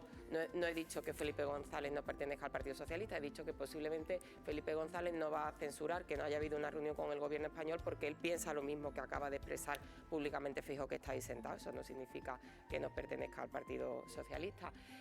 Sobre tu posición anterior, Pablo, yo puedo incluso coincidir contigo en que el gobierno español pudo equivocarse por no fijar una posición firme y nítida sobre lo que ocurrió con las elecciones en Venezuela, que no tengo ninguna duda de que se trampearon y que fueron ilegales, y que el presidente que se erigió como presidente y al que Donald Trump ha quitado de un manotazo no tenía derecho a estar ahí sentado si creemos en la democracia. Yo con eso no tengo ninguna duda. Incluso puedo coincidir en tu planteamiento de que al gobierno le faltó firmeza. Y sigo pensando que la posición de María Corina Machado es contradictoria y que no se merecía al gobierno español este feo por parte de la que puede ser en algún momento presidenta de Venezuela si Donald Trump quiere que vuelva la democracia a Venezuela, por el hecho que he dicho al principio de mi intervención en todo este debate, porque hay 690.000 venezolanos en España, creo que muy bien acogidos, con mucha simpatía, con mucho cariño, con todos los parabienes del gobierno español, con procesos de integración que se les ha facilitado en todo lo que ha estado en la mano del gobierno, y creo que solo por eso ese gesto de cortesía debería haberse producido. Yo creo que antes hablamos de la posibilidad de que se hubiera reunido con el número 2, con el ministro de Exteriores, ¿no? Como decía Pablo, hemos escuchado la respuesta al ministro de Exteriores. Para ser el ministro de la diplomacia española no ha sido muy diplomático en responder a María Corina Machado. Yo creo que eso también explica por qué también se sangra ideológicamente por la herida y se defiende más al jefe, al presidente del gobierno, que en este caso se ha posicionado el ministro de Asuntos Exteriores después de que la líder de Venezuela haya dado un portazo en la cara al gobierno y se le haya ofrecido reunirse con el presidente o con el ministro que ella eligiera. Ella ha dicho que no era oportuno, pero no ha atacado al gobierno, ¿eh? Yo creo que eso ha sido bastante respetuosa. Tampoco ha habido un ataque en las palabras de Álvarez, ¿no? Hemos hablado también del ridículo, la situación ridícula, que eso estoy totalmente de acuerdo, de María Corina Machado con Donald Trump entregando la medalla del premio Nobel. Hubo una declaración que hemos escuchado antes el sábado en el acto en la Puerta del Sol, cuando ella habla de que critica que haya gente que parece que no cree en la posibilidad de instaurar la democracia en Venezuela, de que pueda haber un proceso democrático para que vuelva la democracia y las elecciones libres a Venezuela. Yo creo que esa frase que soltó María Corina Machado iba más dirigida a Trump que a otras personas. No creo que fuera precisamente hacia el gobierno español. Había gente que decía, esto lo dice por España. No. Claro, a ver si Rodríguez podría haber dicho, ¿qué mal lo ha hecho Donald Trump? Bueno, ¿no? Que ha mantenido a los... O lo que está bien, o el gobierno de Venezuela ahora está bien porque lo ha bendecido Donald Trump para seguir sacando petróleo de allí. Digo, entonces a mí me falta la opinión de María Corina Machado sobre el actual gobierno de Venezuela bendecido por Donald Trump porque permite que haga contratos con las petroleras. Claro, permite, imagínense qué situaciones, que si no lo permite, pues secuestra a la actual presidenta y se la lleva también para Nueva York. Y aquí paz y después gloria. Claro, aquí no hace falta que María Corina Machado haya criticado al gobierno español, porque dice, mira, yo no me reúno contigo y me reúno con Feijóo y Abascal, que están pactando, y luego tú atacabos. A ver, yo creo que lo primero que ya sabemos es que el tema Venezuela siempre está atravesado por las líneas ideológicas en España. Esto lleva ocurriendo desde el principio de los tiempos. Eso no va a cambiar y a mi juicio, a quien más le preocupa o a quien más, digamos, perjuicio le causa es a los propios venezolanos. Es decir, yo creo que todos en esta mesa podemos estar de acuerdo en que queremos una Venezuela democrática y soberana. Las dos, ¿vale? Democrática y soberana. Ahora mismo Venezuela no es ninguna de las dos cosas, ¿vale? No era democrática porque estaba en un sistema en el cual las elecciones eran trucadas de manera sistemática, la oposición perseguida, pero es que ahora ni siquiera es soberana tampoco porque se ha establecido un protectorado de los Estados Unidos y no sabemos cuál será el punto de llegada. La pregunta es, si estamos de acuerdo, creo que podemos estar de acuerdo transversalmente en este objetivo, ¿cómo se llega a ese objetivo? Ahí es donde viene la discusión de fondo. Por ejemplo, lo que sabemos desde la perspectiva del derecho internacional es que lo que se reconoce son estados, no gobiernos. Yo puedo no reconocer un gobierno y no pasa nada. Lo vimos con el caso de Juan Guaidó, ¿vale? Yo puedo romper relaciones diplomáticas con el gobierno de Venezuela, ¿vale? Lo puedo hacer. Ese es el camino más útil, es decir, ¿hay que perseguir un aislamiento internacional o es preferible mediar? Es un debate político. Ahí me faltan claves para saber si es preferible o no buscar acuerdos entre sectores que puedan ser aperturistas dentro del régimen de Maduro y sectores de la oposición que puedan buscar un compromiso. ¿Es preferible otra estrategia? ¿Vale? Discútase. Pero como esto solo se plantea desde el prisma ideológico, el problema es que como nosotros no tenemos la película entera, es muy sencillo colocarse en maximalismos, ¿vale? Nos pasa exactamente, por ejemplo, cuando hablamos de otros conflictos en el mundo, cuando hablamos del tema entre Palestina e Israel. ¿No habrá que discutir también la heterogeneidad dentro de la sociedad sociedad israelí, si puede haber sectores que no están de acuerdo con lo que está haciendo su gobierno y a lo mejor también hay que mirar a esa cara de la sociedad. No lo hacemos. Entonces yo creo que muchas veces nos faltan esos matices. Cogemos Venezuela, nos la tiramos a la cabeza los unos a los otros, no hay problema, afeamos la posición que tiene el otro y el resultado de facto es que quien tiene capacidad material sobre el terreno para cambiar la situación es Donald Trump. Y es evidente que si Donald Trump no está a favor de la democracia en el mundo, ¿por qué lo iba a estar en Venezuela? La pregunta, por lo tanto, es, ¿nosotros podemos contribuir o ayudar de otra manera?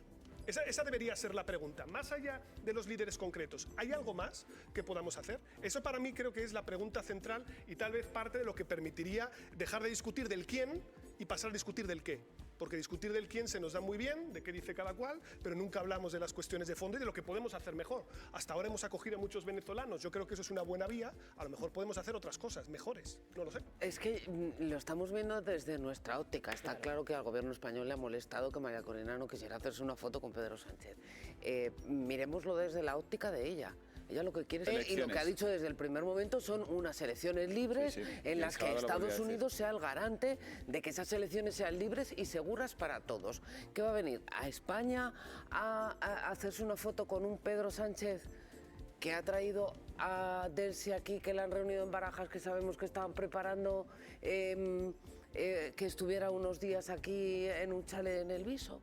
¿Qué es lo que no quieren ni oír hablar todos los venezolanos que han salido de aquí? O sea, es verdad que hemos acogido a muchos venezolanos. Nos preguntamos por qué la gente sale corriendo de su país. Claro, es que han venido aquí porque allí el gobierno del que formaba parte de él sí les mataba.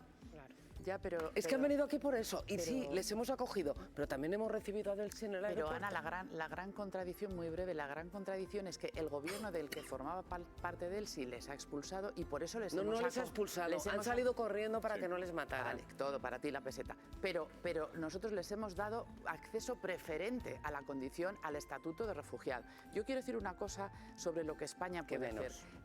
Por los vínculos comunes, por los vínculos empresariales y comerciales, la política sistemática es mantener las relaciones, toda la legitimidad democrática que nos gustaría. España privilegia la relación histórica y la relación de los pueblos sobre la situación concreta, sobre los regímenes de los gobiernos. Es que Corina no es la reina de Venezuela ni la presidenta, por eso no ha venido a eso. Lo que quiero decir es que cuando España ha mantenido relaciones con el gobierno de Maduro, lo ha hecho basándose en esa tradición diplomática. Y con sí, es verdad. Con Delsi permitiéndole la entrada a la Unión Europea cuando estaba cerrada. Pero es que Delsi ahora es la amiga de Trump, Ana. Sí, esa es la contradicción de Corina. Y lo estás criticando, ¿no? A mí también me parece fatal mantener a esa señora ahí. ¿Qué quieres que te diga? Pero sí se reúne con Trump y le regala su Nobel porque ha fortalecido a Delsi. Que esa contradicción es insalvable. Lo que tú quieras. Yo achaco a esa contradicción su escasa inteligencia en este movimiento. ¿Cómo va a ser Donald Trump el garante de unas elecciones libres en Venezuela? Si intervino militarmente en Venezuela, secuestró al presidente de Venezuela, hace contratos con el petróleo de Venezuela, si intervino por el petróleo. Total. O sea, ¿este señor va a garantizar las elecciones libres en Venezuela? Digo, para que todo el mundo tengamos un poquitito tendrá que haber la situación. Y luego yo, otra cosa, me estoy preguntando que igual había venezolanos que querían que María Corina Machado se reuniese con Pedro Sánchez. Sí, seguro que les pero quiero decir, o sea, una persona va a un país, el presidente de ese país le invita a mantener un encuentro con él. Y esa persona dice que no. Ha dicho que no María Corina Machado, Premio Nobel de la Paz. Su estatuilla está en el despacho de Donald Trump. Bueno, vamos con más asuntos. Semana clave en el juicio del caso Kitchen. Hoy declaran Luis Bárcenas y su mujer Rosalía Iglesias. Irma, y hay máxima expectación, lógicamente, en la Audiencia Nacional por lo que pueda declarar el extesorero del Partido Popular sobre ese espionaje que padeció. Sí, eso es, y además parece que Bárcenas viene con ganas de hablar, de dar su versión, ya lo ha hecho en instrucción, donde ha declarado varias veces, tiene hoy obligación de contestar a todas las partes y asuntos en los que podría ahondar es en ese supuesto espionaje por parte de la cúpula de Interior. Él siempre ha señalado a esa cúpula de Interior al frente de la que estaba Jorge Fernández Díaz, también hablará de ese supuesto espionaje que sufrió en la cárcel de Soto del Real. Él cree que incluso se espiaban las conversaciones que tenía con su entonces abogado Javier Gómez de Liaño, que va a declarar también como testigo hoy en este juicio, y muy probablemente hay una pregunta a la que tendrá que responder, y es si ese audio con Mariano Rajoy existe o no. Es algo sobre lo que ha dado versiones contradictorias a lo largo del tiempo que ha durado este caso. Tras él declarará a su mujer Rosalía Iglesias, que bueno, viene también para hablar sobre ese supuesto espionaje que la familia sufrió. Ya en estas semanas varios agentes de la policía han acreditado esos seguimientos a los que fue sometida Rosalía Iglesias mientras su marido estaba en prisión preventiva, y es probable que Rosalía dé más datos sobre esos seguimientos policiales y aclare algunos episodios como el allanamiento de un local que era propiedad suya aquí en Madrid. Tras estas declaraciones, otra de las más esperadas es la de Manuel Morocho. Fue el investigador policial del caso Gürtel y ya durante la instrucción denunció presiones para hacer su trabajo, decía, para hacer esos informes policiales y concretamente para que no incluyese nombres de dirigentes populares en ellos. Concretamente apuntó al nombre de Mariano Rajoy. Bárcenas estaba convencido de que había una operación en marcha para espiarle y robarle documentación comprometida para altos cargos del PP, y en instrucción apuntó más arriba de Interior. Teniendo en cuenta que esta era la operación proteger al camarada Rajoy, se movilizó todo el mundo, y yo estoy convencido de que Soraya Sáenz de Santa María usó su parte en esta historia, y yo estoy convencido de que el CNI tuvo una participación. El presunto espionaje habría continuado en Soto del Real mientras cumplía prisión preventiva. Hay instrucciones de hacerme la vida imposible. Y cree que intentaron envenenarle. Hasta el punto de que por la noche me tiene que ingresar en el hospital aquí, no aguanto, yo creo que el médico se asusta, llaman a una ambulancia y me trasladan al Gregorio Moreno. Los seguimientos a su mujer, Rosalía Iglesias, y el volcado de unos dispositivos que le robaron lo han corroborado agentes que ya han declarado en el juicio. Recibo una llamada diciendo que hay que hacer un volcado de unos dispositivos de manera urgente. El objetivo sería evitar que los apuntes sobre los pagos de la Caja B llegasen al juez que investigaba la Gürtel. El inspector de la UDEF, que hacía los informes, también relató presiones. Se me combinó a que no pusiera en el cuerpo del informe ningún nombre de responsable político, y concretamente se me expresó el nombre de Mariano Rajoy. Le ofrecieron un puesto en Portugal y como no lo aceptó, la presión fue a más. Nosotros hemos tenido que adoptar medidas de seguridad interna para trabajar. Hoy tendrán que contárselo al tribunal. Joaquín Bosch, buenos días. Hola Silvia, buenos días. Ya pone el vello de punta escuchar la declaración de Manuel Morocho, que es uno de los principales inspectores precisamente de la trama Kirchner, decir cómo había policías que intentaban reventar la investigación desde dentro. El caso efectivamente es de una gravedad extrema desde los indicios que se apuntaron en fase de instrucción, lo que plantean las diversas acusaciones, porque no olvidemos que lo que indican es que la cúpula del Ministerio del Interior, pero también la cúpula policial de España con sus principales mandos, se dedicaron a realizar una operación delictiva para impedir la aplicación del Estado de Derecho, y que esas actuaciones, obviamente, si esto es así, es comprensible que hubiera las máximas presiones para torpedear también la investigación policial sobre el caso Gürtel, incluso también sobre las pesquisas policiales en asuntos internos para investigar el propio caso Kirchner. Bueno, estamos ante una semana crucial porque decíamos que va a haber dos declaraciones, dos platos fuertes dentro de esta investigación ya en el juicio. Una de ellas, la del expresidente Mariano Rajoy, la otra, la de María Dolores de Cospedal, que entonces era secretaria general del Partido Popular. ¿Qué esperáis de estas declaraciones, Pablo? Desde el punto de vista judicial, yo creo que la gravedad es extrema, como siempre comentamos, sobre todo por el hecho de que los propios policías son los que están boicoteando el trabajo de los policías. Y aquí la clave de todo es determinar en qué punto de la cadena se daban las órdenes y se controlaba. Y ahí es donde está claramente el foco del juicio. Creo que políticamente, siendo muy grave, todos podemos imaginar que a alguien se le podía ir la cabeza directamente o tener exceso de lealtad a los superiores. y políticamente ordenar una operación de este tipo. Pero yo me sigo quedando sorprendido y se me ponen los pelos de punta cuando pienso que los propios subordinados o directores de la policía que estaban por debajo de la cúpula política son los que, no sé si en un exceso de celo por tratar de mantener el cargo, dan instrucciones a los policías que están por debajo, y eso me parece gravísimo. Y luego, desde el punto de vista judicial, creo que esta semana hay muchos elementos jugosos de este caso, muchísimos. Hoy, evidentemente, con Luis Bárcenas, que no va como acusado, no va como el corrupto que le hemos visto tantas veces sentado en el banquillo. Esta vez es la víctima y, por tanto, tiene toda la capacidad para contar lo que quiera y más. Y, por lo tanto, nos puede dar, pues eso, mucha sustancia para que hablemos de ello durante toda la semana. Pero recordemos que luego el jueves hay otra cita clave en la que está citado tanto a la secretaria general del Partido Popular entonces, María Dolores de Cospedal, como el expresidente del Gobierno, Mariano Rajoy. Ambos como testigos. Cospedal estuvo investigada durante el proceso, pero ahí es donde están marcadas hasta ahora la barrera del límite de la responsabilidad judicial, porque todo se queda en el Ministerio del Interior, pero hay conversaciones o supuestamente pudo haber órdenes o pudo haber, como yo decía, jefes del Ministerio del Interior que dijeron vamos a hacer el trabajo fácil a los jefes. Porque recordemos que todo lo que tiene que ver con el caso Gürtel no solamente hizo tambalear al gobierno de España durante muchos años, sino que podía destruir directamente al partido durante ese tiempo. Mateo Balín, muy buenos días. Del falso cura que no se Mateo, buenos días. Y en un instante vamos a intentar retomar esta conexión. Claro, el testimonio de Bárcenas, efectivamente, como decía Pablo, que en esta ocasión va a testificar como perjudicado. Claro, lo que llama la atención es que Bárcenas siempre dijo, Irene, que todo esto no pudo hacerse sin que lo conociese su partido, el Partido Popular. Claro, es que hay un trenzado ahí del bucle, digamos, de corrupción. Por un lado, todo empieza con la Caja B y con la financiación irregular del Partido Popular, que es lo que se trata de tapar con la operación Kitchen.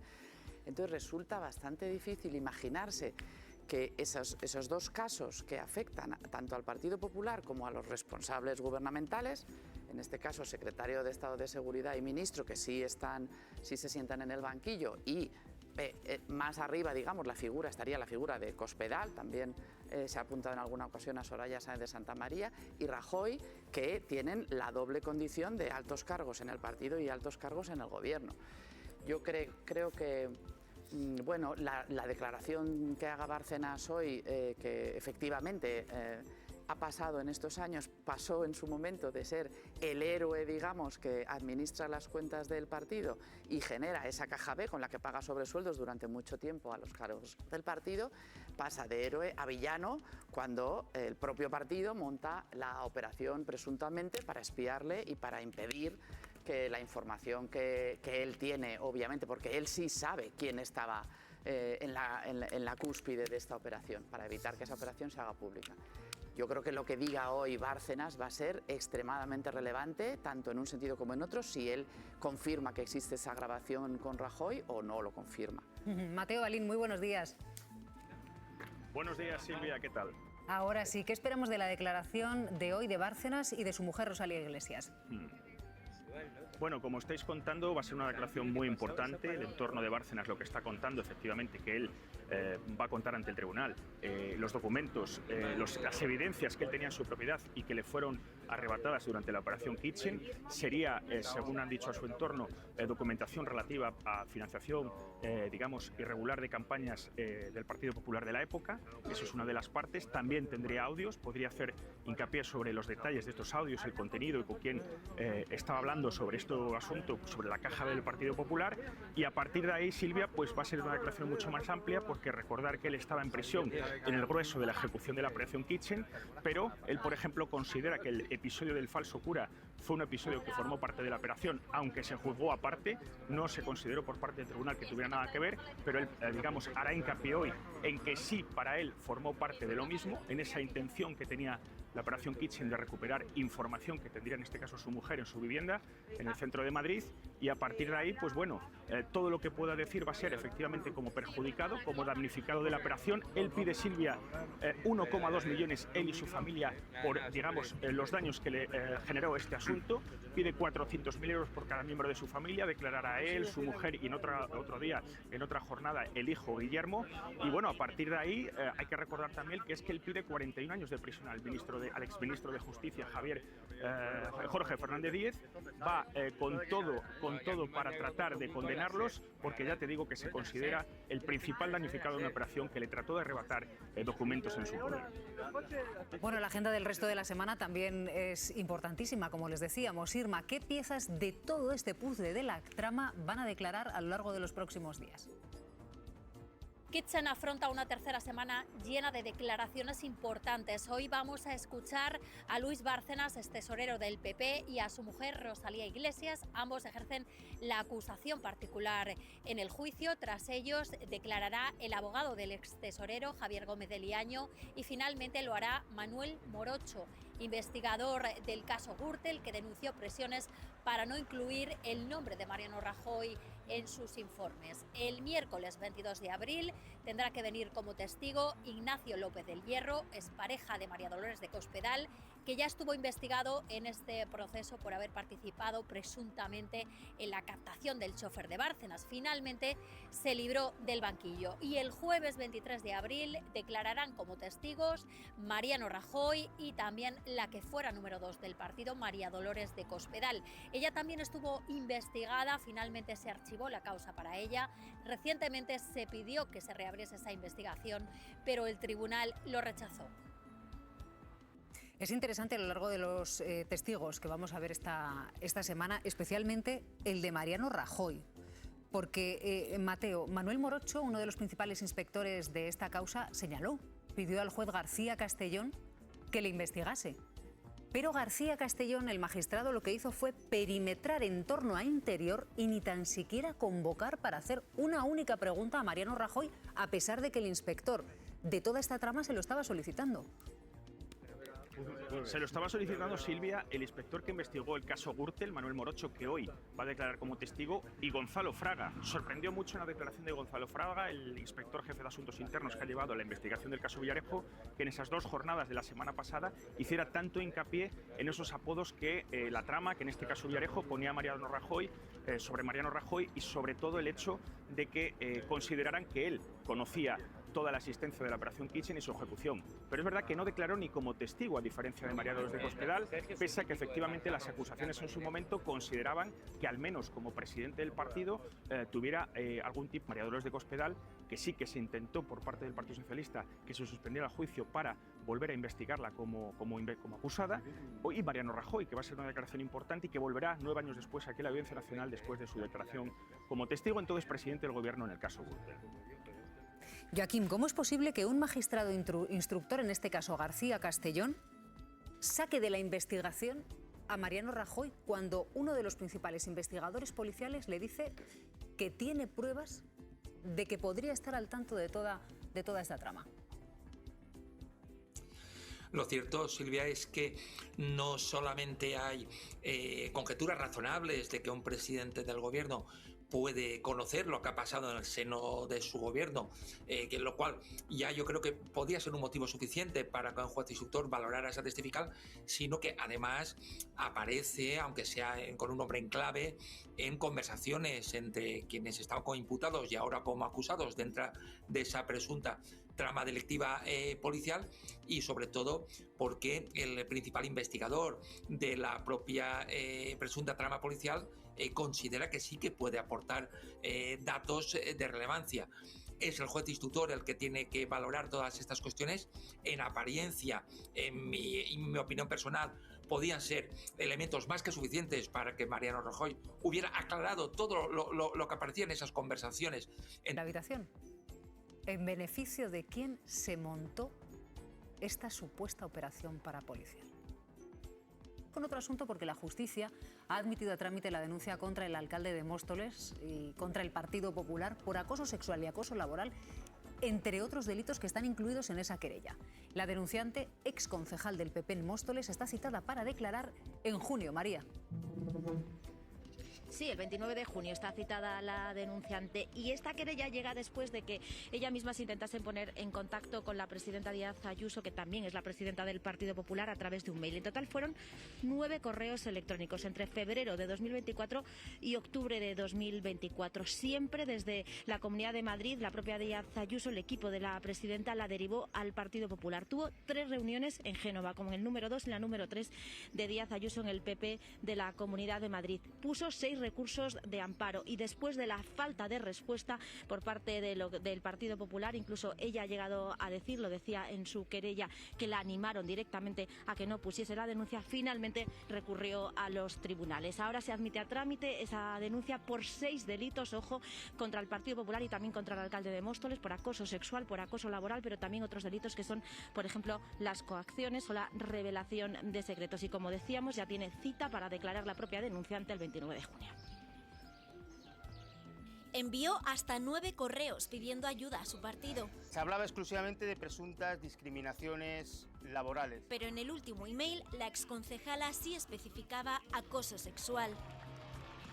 Todas estas acusaciones que se están vertiendo, insisto, son absolutamente falsas. Bautista siempre lo ha negado. Ahora, en la admisión a trámite de la querella, la jueza no solo ve posibles delitos de acoso sexual, integridad moral, lesiones, coacciones y revelación de secretos. También señala al partido por falta de amparo. Y la frase mía, que nos recuerda que es algo así. A ver, en resumen, lo que me estás contando es que en fruto de una relación personal, profesional, política, uno te tira los tejos, tú le das calabazas y a partir de ahí cambia la relación. Cierre de filas en el Partido Popular e incluso Serrano presente en las reuniones con la denunciante cuando le preguntan...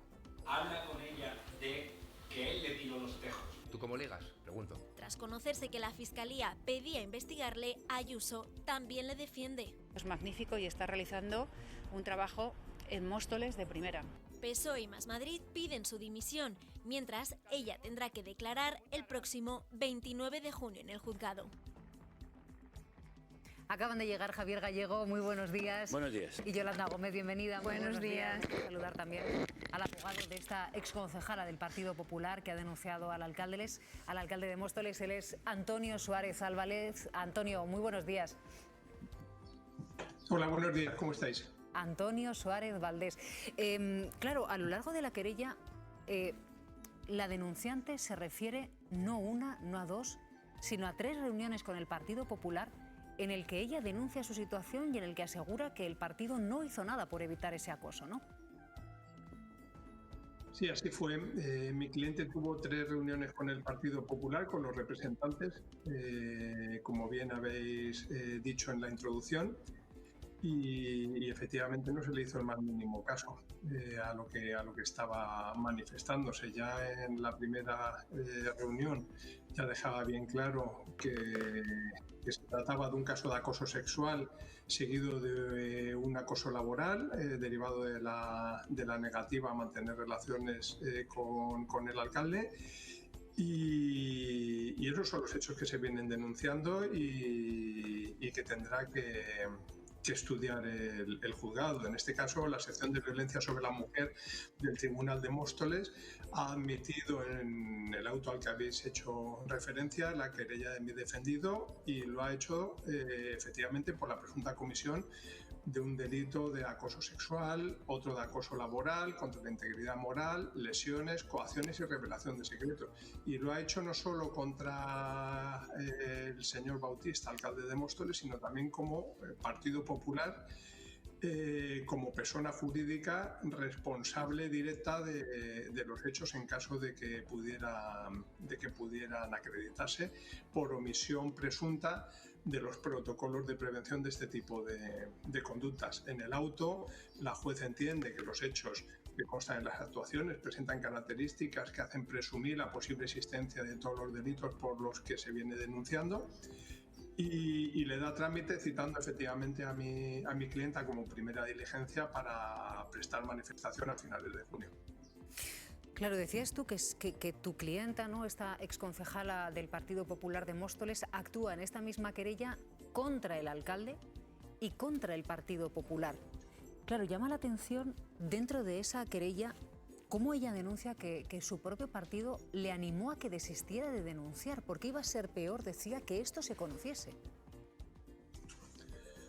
Bueno, eso es un hecho que consta en nuestra querella, consta referido y entendemos que lo podremos acreditar sin mayor problema, porque no se le dijo una vez, se le dijo muchas veces que pensara en su familia, que pensara en su padre, que estaba enfermo por ese momento, que pensara en ella misma, que mira, que te vas a ver metida en una situación que no deseas.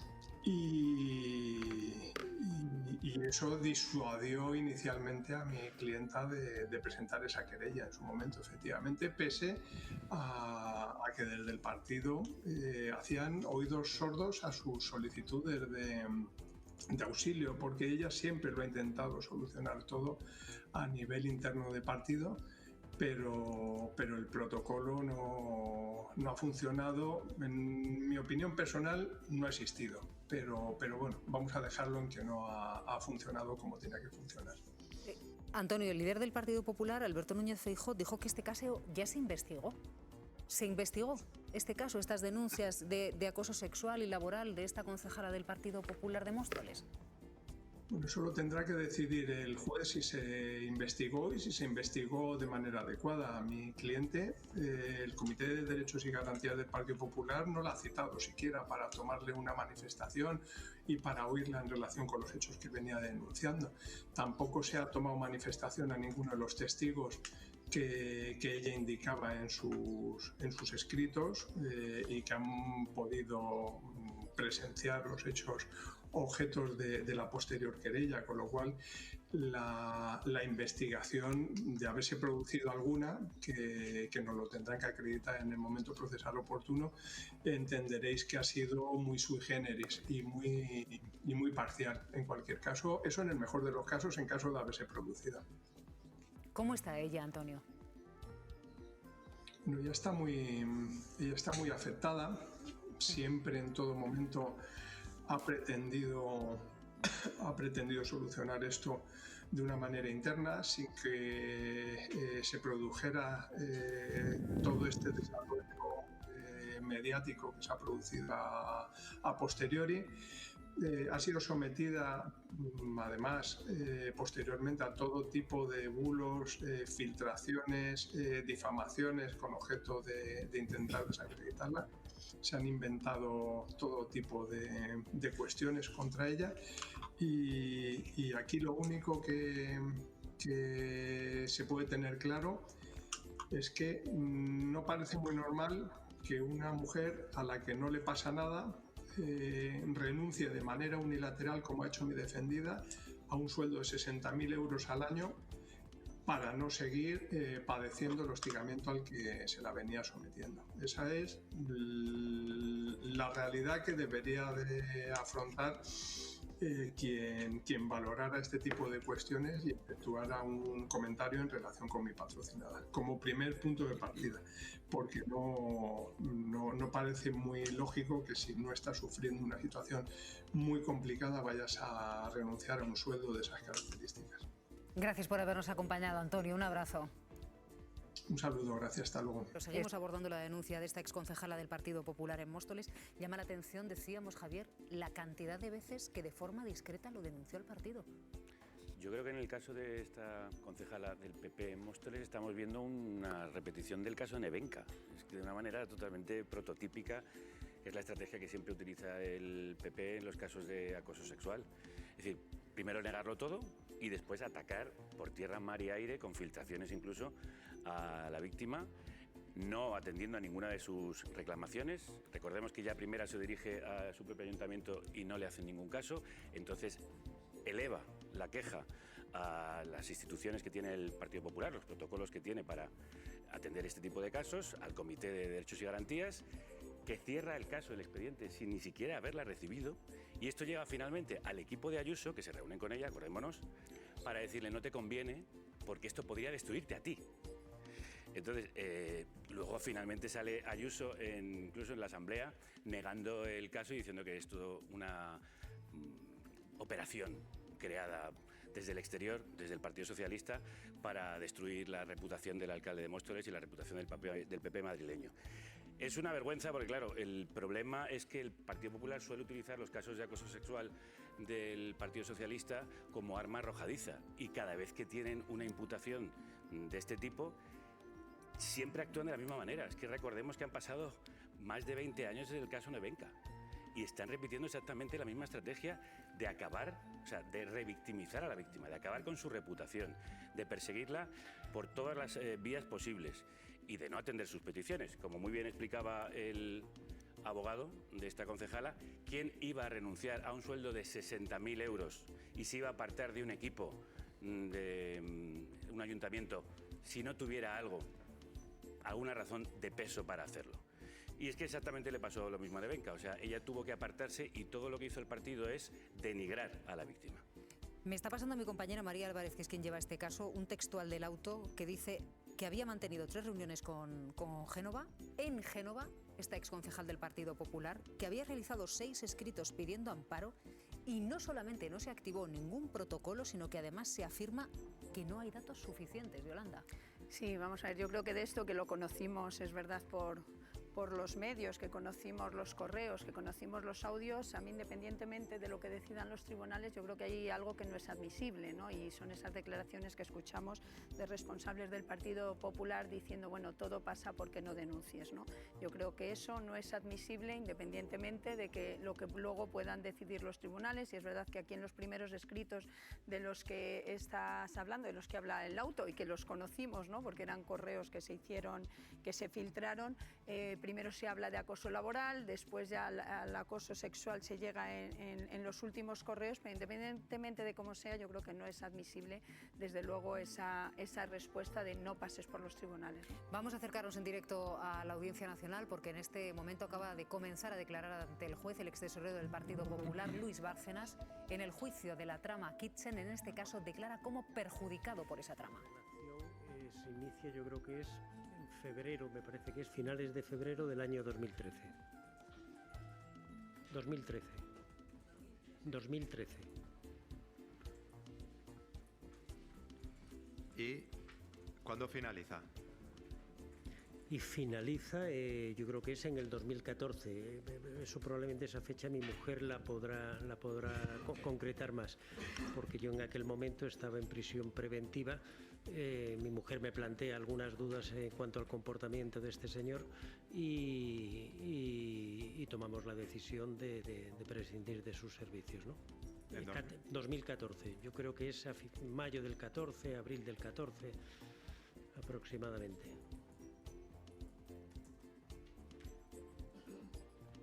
Usted, la relación con Sergio Ríos se inicia en febrero del 13, ha dicho usted. Sí, yo creo que usted ingresa en prisión. ¿Recuerda? El día 27 de junio del año 2013. Bien, entonces una vez que usted ingresa en prisión, el señor Sergio Ríos continúa con la familia, continúa con su esposa. Eso es. Con Rosalía Iglesias. ¿Y qué funciones hacía el señor Sergio Ríos? Primero desde febrero de 2013 y hasta junio. Pues hacía la función específica de conductor, que era la función principal, pero hacía un poco chico para todo, tareas de carácter administrativo. Si tenía que ir a cobrar un cheque al banco, iba a cobrarlo. Si tenía que ir a llevar documentación a algún sitio, la llevaba. En fin, trabajos de carácter auxiliar, no exclusivamente la labor de conductor. No exclusivamente la labor de conductor, sino también, digamos, una tarea de apoyo como auxiliar administrativo, por decirlo de alguna forma.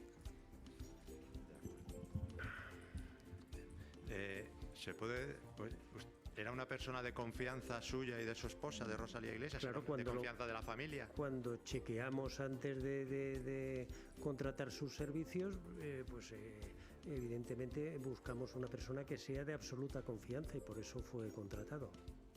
De acuerdo. Mire, venía bien recomendado y esa fue la razón de contratarlo. ¿Quién le hizo la recomendación? Pues la recomendación me la hace a mí concretamente un jefe de seguridad que había en el Partido Popular, porque este chico era muy amigo suyo, había hecho trabajos incluso de suplencias en el Partido Popular, y cuando yo dejo de tener el conductor que me tenía asignado el partido, creo que es finales de enero del 2013 de nuevo, necesito contratar a un conductor, le pregunto a esta persona que trabajaba en el partido y me lo recomienda. Como la opinión que yo tenía de la persona que me lo recomienda y de su familia era una opinión muy buena, un chico estupendo, pues entiendo que la persona que me está recomendando es una persona en condiciones y que reúne las condiciones que yo estoy pidiendo para el trabajo que tiene que desempeñar para mí, ¿no? De acuerdo. Mire, otra cuestión. Usted ha dicho que ingresa en prisión en junio del 2013. 2013, eso es. A finales sí. de junio del año 2013. Así es. A partir del mes de julio del año 2013, su esposa Rosalía Iglesias le comentó si se estaba sintiendo vigilada, si se estaba sintiendo observada. Yo la fecha exacta no la recuerdo, pero hay un momento a partir del cual ella efectivamente me traslada en las visitas que se producen en el centro, el que le da la impresión de que tiene seguimientos, de que alguien la está siguiendo, sí. Pero ella siempre pensaba que eran periodistas, nunca pensó que era un dispositivo de carácter policial, ¿no? Sino que eran periodistas. ¿Usted sabe si... Continúa la declaración ante el juez de Luis Bárcenas, extesorero del Partido Popular, en el marco del juicio a la Operación Kitchen. En este caso, recuerden, Luis Bárcenas, extesorero del PP, comparece ante el juez como perjudicado por esa supuesta trama parapolicial.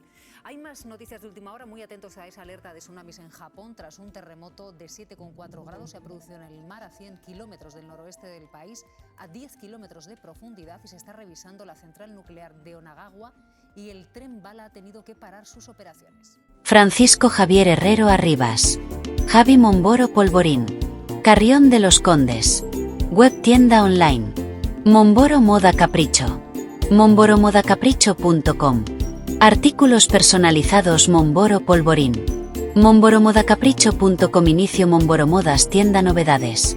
Visita mi web, también catálogo en WhatsApp, +34 664 828 044.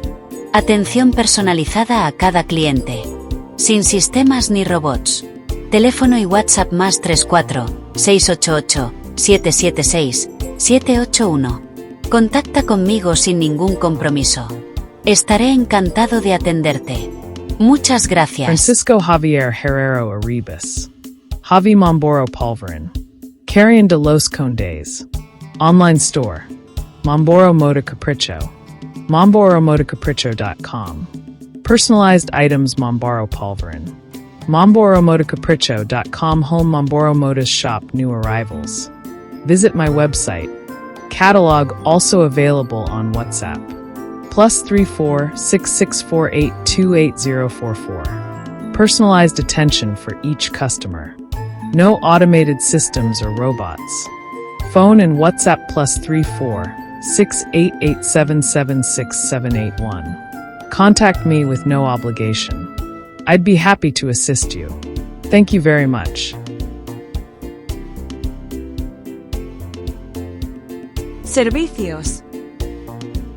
Diseño gráfico y multimedia.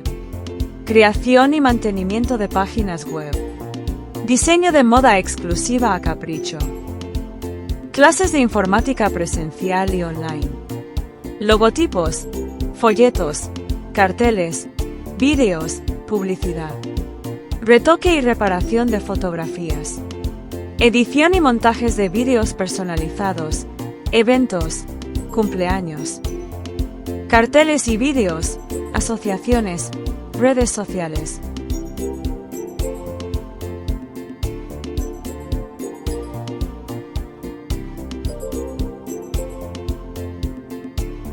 Solicita información sin compromiso. Muchas gracias.